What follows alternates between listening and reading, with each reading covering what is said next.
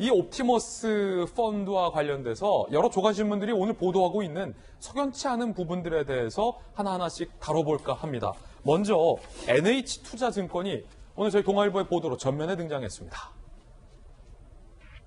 농협, 줄여서 약자로 NH, 투자증권, 옵티머스와 NH, 석연치 않은 펀드 설정 과정, 동아일보가 오늘 대서특필하고 있는 내용은 이렇습니다. NH의 이례적 역제한, 보통 NH가 더 거대 증권사잖아요. 메인 증권사. 2019년에서 2020년 NH투자증권이 옵티머스 펀드의 90%가량을 판매합니다.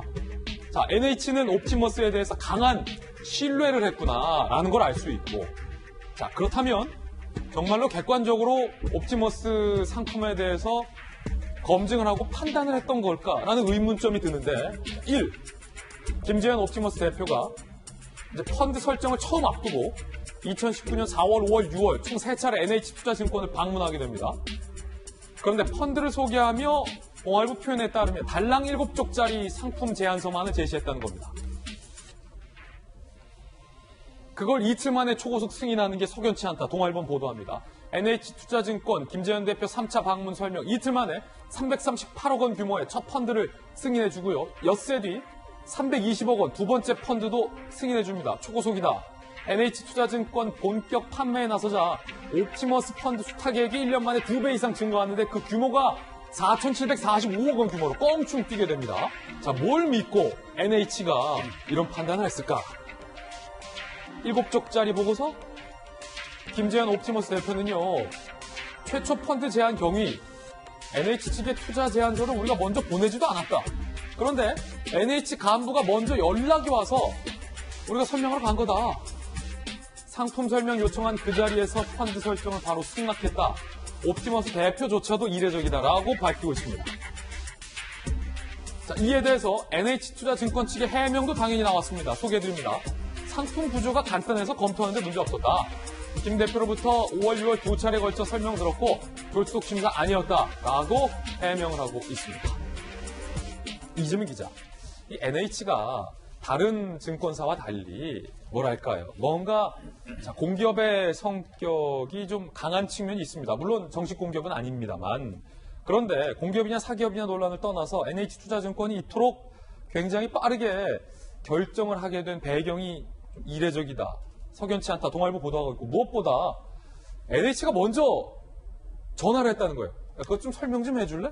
그러니까 이번 사건에서 굉장히 중요한 대목이죠. 왜냐하면 결국은 한 5천억 가까이 사기 펀드를 운영했고, 그래서 그 피해액이 5천억 이상이 되고 있는 건데, 그 사람들은 대부분 옵티머스 자산 운영을 보고 그걸 구매했다기보다는 NH 투자증권을 보고 구매했을 가능성이 매우 높죠. 그런 점에서 NH의 신뢰도를 믿고 했을 텐데 거기서 지금 5천억 이상의 사기 사건이 일어난 겁니다. 그런 점에서 과연 NH투자증권은 무엇을 보고 이 펀드를 판매했느냐, 이게 굉장히 어떻게 보면 이번 사기 사건에서 중요한 맥락이 있는 건데, 지금 얘기한 것처럼 통상의 경우는 당연히 자산운용사에서 먼저 투자 요청서를 보내겠죠. 그러면 금융기관에서 그걸 보고 이 투자가 굉장히 안정적이고 그리고 수익이 나겠다라고 판단하면 그 다음에 이제 들어와 설명을 해라 이렇게 한다는 건데, 이번엔 거꾸로였다는 거죠. 오히려 NH 투자증권에서 연락을 했고, 그래서 그 다음에 투자 요청을 보냈는데, 그것도 한 7쪽짜리 한 PPT에 불과한 매우 어떻게 보면 간단한 서류만을 보냈다는 겁니다. 이례적입니다. 그럼에도 불구하고 이틀 만에 승인이 났습니다. 물론 투자증권 이제 해명이 있죠. 굉장히 어떻게 보면 이 펀드 자체의 설계가 이제 간단하고, 그 다음에 이 옵티머스 자산 운용사의 트랙 레코드라고 하는데, 그러니까 지금까지 투자나 운행했던 기록들이 나쁘지 않다, 안정적이다 이렇게 보고 이제 승인을 했다는 건데. 그런데 결과적으로 저때 저 NH의 판단이 틀렸잖아요. 사기 펀드였고 틀릴 뿐이 아니라 저희가 얘기했지만 옵티머스 자산운용사의 펀드는 사실 처음부터 설계 자체가 거짓말이었던 거죠. 공공기관의 매출 채권에 투자한다는 자체가 거짓말이었고, 거의 대부분의 자금을 대부업체나 아니면 페이퍼 컴퍼니에 투자했기 때문에 사실상 서류 검토를 제대로 안 했다 이렇게 볼 수 있는 거죠. 근데 이제 이런 건 있습니다. 그러니까 김재현 대표가 이것을 이제 검찰에 진술하면서 이렇게 얘기한 건데, 사실은 NH투자증권이 왜 그랬는지 누구보다 김재현 대표가 잘 알겠죠. 그런데 불구하고 마치 오히려 자기가 놀랐다는 식으로 지금 보도는 돼 있는 건데, 저는 누구보다 김재현 대표가 그 이유를 잘 알 거라 생각하고 그걸 잘 밝히는 게 중요할 거라 생각이 듭니다. 아니, 이재명 기자, 정작 궁금한 건 안 말해주면 어떡합니까? 그래서 NH투자증권이 왜 그랬을까요? 그러니까 지금부터 밝혀야 될 게 그건데 결국은 김재현이란 사람 그리고 옵티머 자산 운용사를 보고 과연 NH투자증권 중 했겠느냐 그게 아니면 다른 뒷배가 있었겠느냐를 밝히는 게 지금 검찰 숙제인 거고 누구보다 그걸 김재현 대표가 잘 알 거다라는 얘기를 드린 겁니다. 여기서 어제 국감에서 있었던 한 대목이 또 떠오릅니다. 이번엔 옵티머스와 금융위 관계에서 일종의 녹취 파일이 공개된 건데 여야의 해석이 다릅니다. 일단 직접 들어보시고 판단해 주시죠. 예, 회장님이세요. 대주주 변경 사후 승인 신청을 하는 게 있어가지고 과장님께 연락드려서 접수할 수 있도록 하라 그래서 연락드렸습니다.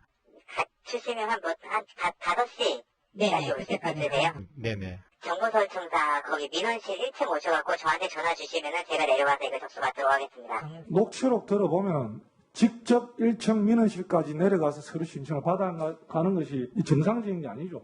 녹취록에 있는 목소리가 제가 아는 그 담당 과장 목소리는 다르고요. 당신은 보통은 과장이 그 서류를 접수하지 않습니다. 분명한 거는 담당 과장은 접수를 받은 적이 없다. 박수현 전 대변인님, 지금 야당에서 문제 삼고 있는 건 아니 옵티머스가 얼마나 대단하길래 금융위 과장이 직접 내려가서 서류까지 접수해 주느냐라는 겁니다. 이에 대해서 자 금융위원장은 저 목소리 과장 목소리 아닌데 어떻게 된 겁니까? 저도 모르죠. 우리 이재명 기자께 우리 진행자께서 핵심을 왜 얘기하지 않느냐라고 물으셨던 바로 그 부분 아니겠습니까?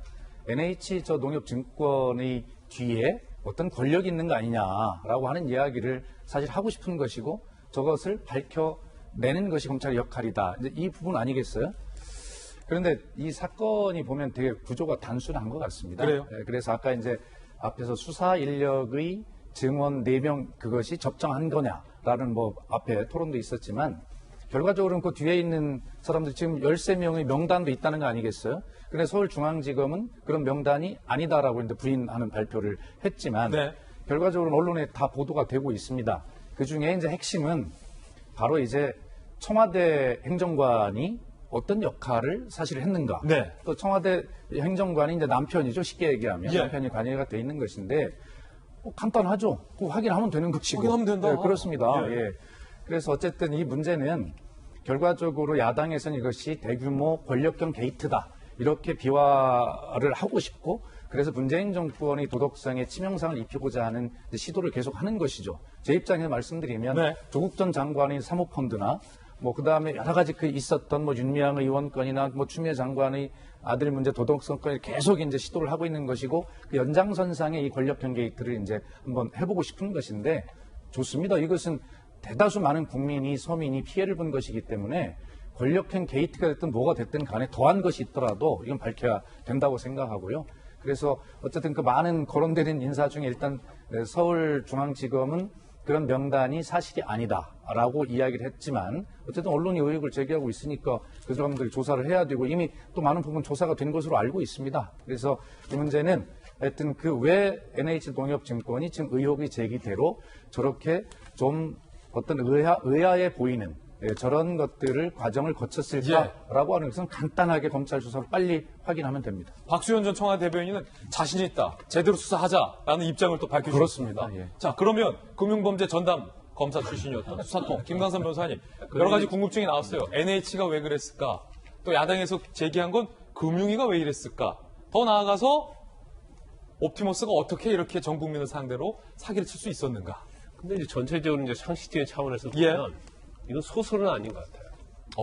뭔가 있다 이렇게 느낄 수밖에 없고. 그거는 전직 검사 네. 출신의 직감입니까? 그러니까 뭔가 있다는 것은 뭐 정관계와 로비 의혹이 있던 간에 아니면 뭐 NH투자증권가 뭐가 있던 간에 분명히 무언가는 있다. 그러니까 석연치 않다는 뜻이죠. 그렇죠. 그래서 이걸 밝히는 게 검찰의 임무라고 보는데 일반적으로 이제 펀드 설정을 하면요, 이제 자산운용사에서 이 펀드를 판매할 증권사 회사를 찾으려고 하면 사실 펀드를 판매하는 회사가 갑이죠. 이걸 왜냐하면 팔아줘야지 수익이 나오고 그렇기 때문에 펀드 회사 입장에서 자신에게 수익이 나는지 아니면 이걸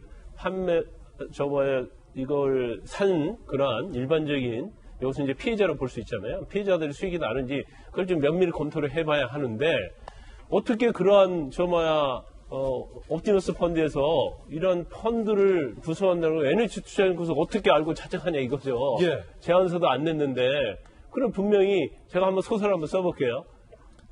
그거 소설 쓴다는 표현했다가 어떤 그런가요? 장관 곤혹 치렀습니다. 그래서 찾아갈 때 이런 상황이 있을 수 있어요. 가정을 해보자. 가정에서 누구한테 전화를 받았는데 이런 펀드가 있다고 들어봤는데 한번 검토를 하라는 연락을 받았습니다. 예. 하고 이렇게 찾아갔을 가능성을 우리가 배제할 수 없다는 거죠. 그리고 그렇기 때문에 뭔가 지금 김재현 구속된 전 대표가 검찰에서 제가 이 부분을 다 얘기했을 거라고 봐요. 근데 밖으로 나오지 않고 있을 뿐이다라는 거고, 그러면 사실 펀드 판매와 관련해서 이게 일반적인 상식과 어긋나는 거잖아요. 예. 없었던 일이 지금 일어나고 있는 거기 때문에 예. 뭐가 있다는 걸 저는 확신이 할 수밖에 없는 거고, 그럼 우리 녹취록에 대해서 한번 얘기를 해볼게요. 이 녹취록이 그 과정이 아닐 수 있죠. 그러면 금융위에서는 파견 나온 직원이 내려갔다고 이렇게 얘기를 하고 있잖아요. 네.